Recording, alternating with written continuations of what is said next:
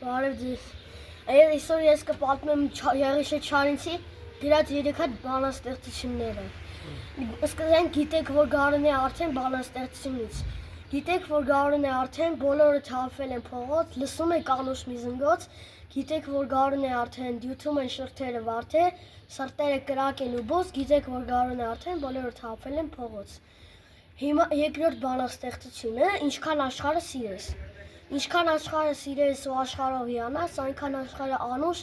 ու ցանկալի կլինի։ Թե ուզում ես չսուզվել ճահճուտները անհունի, պիտի աշխարհը սիրես ու աշխարհով հիանաս։ Այնպես արա, որ կյանքում ոչ մի գանգատ չիմանաս, խմիր թախի ծղոքու, որպես իջվանք ու գինի։ Որքան աշխարհը սիրես ու աշխարհով հիանաս, այնքան աշխարհը անուշ ու ցանկալի կլինի։